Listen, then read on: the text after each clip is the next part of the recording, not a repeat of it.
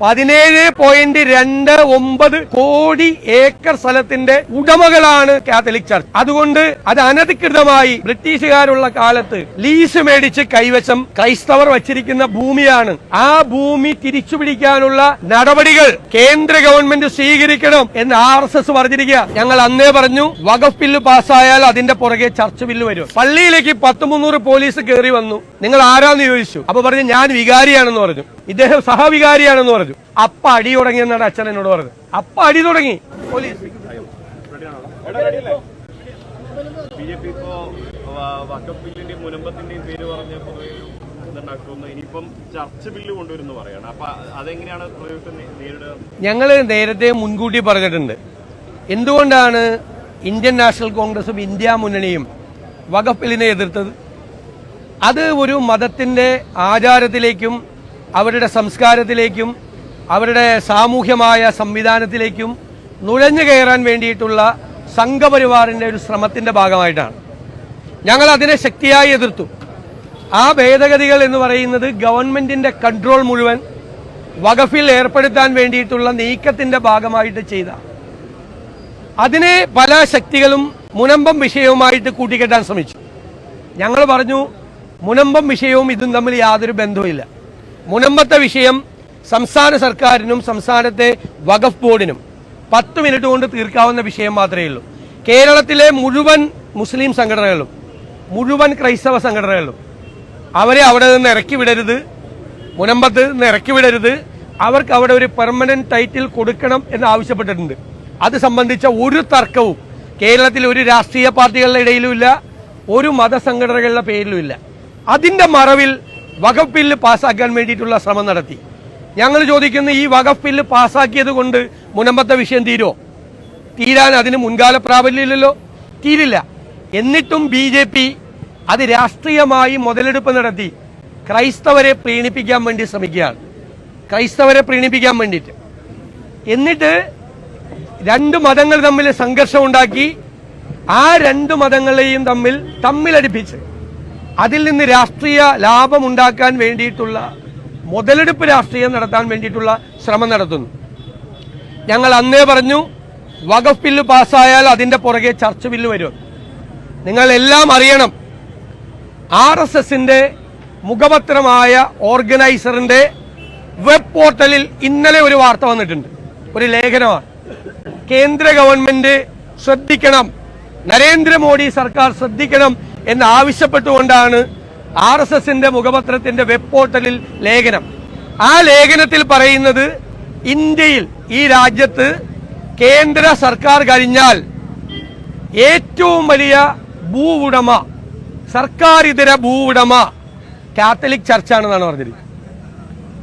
Catholic ചർച്ചാണെന്നാണ്. 7 കോടി hectare സ്ഥലത്തിന്റെ ഉടമയാണ് ഇന്ത്യയിലെ കാത്തലിക് ചർച്ച്. എല്ലാവരും കൂടി 7 കോടി ഹെക്ടർ, അതായത് 17.29 ഏക്കർ, കോടി ഏക്കർ. വെറും 17.29 ഏക്കറല്ല, 17.29 കോടി ഏക്കർ സ്ഥലത്തിന്റെ ഉടമകളാണ് കാത്തലിക് ചർച്ച്. അതുകൊണ്ട് അത് അനധികൃതമായി ബ്രിട്ടീഷുകാരുള്ള കാലത്ത് ലീസ് മേടിച്ച് കൈവശം ക്രൈസ്തവർ വച്ചിരിക്കുന്ന ഭൂമിയാണ്. ആ ഭൂമി തിരിച്ചുപിടിക്കാനുള്ള നടപടികൾ കേന്ദ്ര ഗവൺമെന്റ് സ്വീകരിക്കണം എന്ന് RSS പറഞ്ഞിരിക്കുക. RSSന്റെ മുഖപത്രത്തിൽ RSSന്റെ അല്ലാതെ അഭിപ്രായം വരുമോ? RSS എന്നാ പറഞ്ഞിരിക്കുന്നത്? ഏപ്രിൽ 3-ാം തീയതി ലോകസഭയിൽ വഖഫ് ബില്ല് പാസ്സാക്കിയ അതേ ദിവസം വഖഫ് ബില്ല് പാസ്സാകും. അത് കഴിഞ്ഞാൽ ഇത് തിരിച്ചുപിടിക്കാൻ ഇന്ത്യയിലെ ക്രൈസ്തവരുടെ കയ്യിലിരിക്കുന്ന 17.29 കോടി ഏക്കർ തിരിച്ചുപിടിക്കാനുള്ള നടപടി സ്വീകരിക്കണം എന്നാ പറഞ്ഞിരിക്കുന്നത്. അപ്പൊ ഇവര് ഈ ക്രൈസ്തവ ദേവാലയങ്ങളിൽ രത്നകിരീടമായി പോകുന്നതിന്റെയും ഈസ്റ്റർ ദിവസം കേക്കുമായി ക്രൈസ്തവ ഭവനങ്ങൾ സന്ദർശിക്കുന്നതിന്റെയും രഹസ്യം മനസ്സിലായല്ലോ. ജബൽപൂരിൽ തൃശൂർ ജില്ലക്കാരനായ ഒരു വൈദികനാണ് ഫാദർ ഡേവിസ് ക്രൂരമായി പോലീസിന്റെ മുമ്പിൽ വെച്ച് ആക്രമിക്കപ്പെട്ടത്. ഈ വഖഫ് ബില്ലിന്റെ പേരിൽ ക്രൈസ്തവരെ പ്രീണിപ്പിക്കാൻ BJP ശ്രമിക്കുമ്പോൾ കഴിഞ്ഞ ദിവസമാണ്, മിനിയാന്ന്, ഒഡീഷയിൽ ഒരു വൈദികൻ, ക്രൈസ്തവ വൈദികൻ ക്രൂരമായി ആക്രമിക്കപ്പെട്ടത്, ഫാദർ ജോഷി ജോർജ്. ഞാൻ ഇന്നലെ അദ്ദേഹവുമായിട്ട് സംസാരിച്ചിരുന്നു. പള്ളിയിലേക്ക് 100-300 പോലീസ് കയറി വന്നു. നിങ്ങൾ ആരാന്ന് ചോദിച്ചു. അപ്പൊ പറഞ്ഞു ഞാൻ വികാരിയാണെന്ന് പറഞ്ഞു. ഇദ്ദേഹം സഹവികാരിയാണെന്ന് പറഞ്ഞു. അപ്പ അടി തുടങ്ങിയെന്നാണ് അച്ഛൻ എന്നോട് പറഞ്ഞത്. അപ്പ അടി തുടങ്ങി. പോലീസ് ക്രൂരമായി തല്ലി. പോലീസ് സഹവികാരിയെ നിലത്തിട്ട് അദ്ദേഹത്തിന്റെ ഷോൾഡർ ബോൺ ഒടിഞ്ഞിരിക്കുകയാണ്. ഷോൾഡർ ബോൺ, ഈ ചുമലിലെ എല്ല് ഒടിഞ്ഞിരിക്കുകയാണ്. അച്ഛനാണ് വികാരിയും സഹവികാരിയാണ് എന്ന് അറിഞ്ഞപ്പോ പോലീസ്, ഒഡീഷയിലെ പോലീസ് അടി തുടങ്ങി. അച്ഛൻ എന്നോട് നേരിട്ട് പറഞ്ഞ കാര്യമാണ് ഞാൻ നിങ്ങളോട് പറയുന്നത്. ക്രൈസ്തവർക്കെതിരായി ഈ രാജ്യത്തുടനീളം വ്യാപകമായ അക്രമങ്ങളാണ് അയച്ചുവിട്ടിരിക്കുന്നത്. എന്നിട്ട് കേരളത്തിൽ വന്ന് ക്രൈസ്തവരെ പ്രീണിപ്പിക്കാൻ വേണ്ടിയിട്ട് നിങ്ങൾക്ക് വേണ്ടിയാണ് നിലകൊള്ളത് എന്ന് പറയുന്ന ഈ ആട്ടിൻ തോലിട്ട ചെന്നായ്ക്കളെ തിരിച്ചറിയാൻ കേരളത്തിലെ ക്രൈസ്തവ സമൂഹത്തിന് കഴിയുക തന്നെ ചെയ്യും എന്നാണ് ഞങ്ങളുടെ വിശ്വാസം. ഈ ആശാസമരം സജീവമായി നിൽക്കുകയാണ്. അതിനിടയിലാണ് ഇപ്പോൾ പുതിയ വാർത്ത വരുന്നത്. കഴിഞ്ഞ റേഡിയോ മീറ്റിംഗിൽ INTUC നേതാവ് R ചന്ദ്രശേഖരനാണ് പഠന സമിതിയെ വെക്കാനുള്ള നിർദ്ദേശം മുന്നോട്ട് വെച്ചത്. ഇപ്പോൾ ആശമാർ പറയുന്നത് ചന്ദ്രശേഖരൻ ഉൾപ്പെടെയുള്ള ആളുകൾ തങ്ങളെ വഞ്ചിച്ചു എന്നാണ്. തീർച്ചയായിട്ടും കോൺഗ്രസ് പാർട്ടി ആ ആക്ഷേപം ഗൗരവമായി പരിശോധിക്കും, ഉറപ്പായിട്ടും പരിശോധിക്കും. കാരണം അത് ഞങ്ങളുടെ നിലപാടല്ല. കേരളത്തിലെ കോൺഗ്രസിന്റെയോ UDFന് അങ്ങനത്തെ ഒരു നിലപാടില്ല. ആശാസമരത്തിലെ കമ്മീഷൻ വെച്ച് അവസാനിപ്പിക്കണം എന്നുള്ള നിലപാട് ഞങ്ങൾക്കില്ല. ആശാസമരത്തിന് അവരുടെ ഓണറേറിയം വർദ്ധിപ്പിക്കണം, അവരുടെ റിട്ടയർമെന്റ് ബെനിഫിറ്റ് കൊടുക്കണം എന്ന് തന്നെയാണ് ഞങ്ങളുടെ അഭിപ്രായം. കേരളത്തിലെ കോൺഗ്രസിന്റെ അഭിപ്രായം അതാണ്, കേരളത്തിലെ UDFന്റെ അഭിപ്രായം അതാണ്. വ്യത്യസ്തമായിട്ടുള്ള ഒരു അഭിപ്രായം കോൺഗ്രസ് ആയിട്ടോ UDF ആയിട്ടോ ബന്ധപ്പെട്ട് ആരെങ്കിലും പറഞ്ഞിട്ടുണ്ടെങ്കിൽ അത് പാർട്ടി ഗൗരവമായിട്ട് പരിശോധിക്കും. അല്ല, ഞാൻ അത്രയല്ലേ പറഞ്ഞുള്ളത്, മതിയല്ല.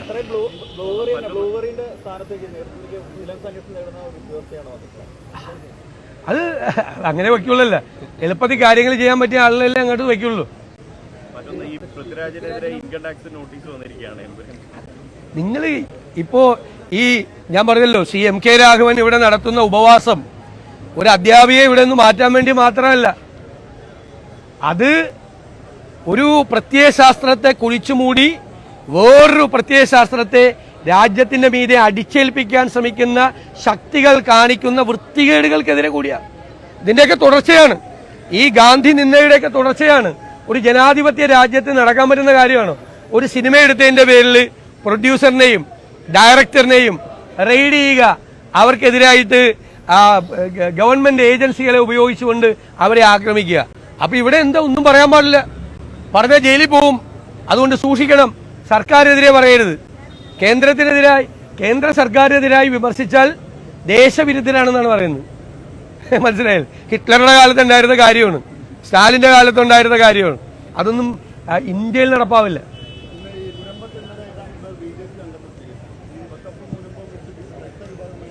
അവിടെയൊക്കെ ഉള്ള BJPക്കാർ തന്നെ BJP ചേർന്ന, അല്ലാതെ പുതിയതായിട്ടൊന്നും ആരും BJP ചേർന്നിട്ടില്ല. അവിടെ ഇതൊക്കെ വെറുതെ ക്യാമ്പയിനല്ലേ, അതൊക്കെ നമുക്കറിയാം. അല്ല, സഭാ നേതൃത്വം അല്ല, അവർക്ക് അറിയാലോ, അവർക്ക് ഇപ്പൊ മനസ്സിലാവുമല്ലോ കാര്യങ്ങൾ. ഞങ്ങൾ മുൻകൂട്ടി പറഞ്ഞല്ലോ വഖഫ് ബില്ലിനും പിന്നാലെ ചർച്ച് ബില്ലും കൂടി വരുന്നുണ്ടെന്ന്. അതിന്റെ വിഷയമാണ് പറഞ്ഞത്. ഞങ്ങൾ അവരുമായിട്ട് സംസാരിച്ചിട്ടുണ്ട്. അവരെ കാര്യങ്ങൾ ഞങ്ങൾ ബോധ്യപ്പെടുത്തി കൊടുക്കും. എന്തുകൊണ്ടാണ് ഞങ്ങൾ ഈ നിലപാടെടുത്തതെന്ന് പറയും. ആ നിലപാട് ഉറച്ച നിലപാടാണ്. അത് രാഹുൽ ഗാന്ധിയുടെ നിലപാടാണ്, ഇന്ത്യൻ നാഷണൽ കോൺഗ്രസിന്റെ നിലപാടാണ്, ഇന്ത്യ മുന്നണിയുടെ നിലപാടാണ്. ഒരു വ്യത്യാസമില്ല. അതിലൊന്നും ഞങ്ങൾ വെള്ളം ചേർക്കില്ല. അത് രാജ്യത്തിന് വേണ്ടിയിട്ടുള്ള നിലപാടാണ്. ഉറപ്പായിട്ട് ഞങ്ങൾ മുൻകൂട്ടി പറഞ്ഞല്ലോ, നാളെ ഈ വഖഫ് ബില്ല് വരുന്നത് പോലെ ചർച്ച് ബില്ല് വരുമ്പോഴും ഒരു മതത്തിന്റെ അവകാശങ്ങൾക്ക് നേരെ ആര് കടന്നു കയറിയാലും ഞങ്ങളുണ്ടാവും. പണ്ട് പറഞ്ഞ പോലെ അവര് മറ്റവരെ അയൽക്കാരെ അന്വേഷിച്ച് വന്നപ്പോൾ ഞാൻ മിണ്ടിയില്ല. കാരണം ആ വീട്ടിലാണ് പോലീസ് കയറിയത്. ഇപ്പുറത്തെ വീട്ടിൽ പോലീസ് അന്വേഷിച്ച് വന്നപ്പോൾ ഞാൻ അന്വേഷിച്ചില്ല. കാരണം എന്റെ വീട്ടിലല്ല കയറിയത്. നേരെ അപ്പുറത്തുള്ള, നേരെ മുമ്പിലുള്ള വീട്ടിലും പോലീസ് വന്ന് കയറിയപ്പോഴും ഞാൻ മിണ്ടിയില്ല. കാരണം എന്റെ വീട്ടിലല്ല കയറിയത്. അവസാനം എന്റെ വീട്ടിൽ വന്നപ്പോൾ ചോദിക്കാനും പറയാനും വേറെ ആരും ഉണ്ടായിരുന്നില്ല എന്ന് കേട്ടിട്ടുണ്ടല്ലോ പണ്ട്. എന്ന് പറഞ്ഞ പോലെയാണ്.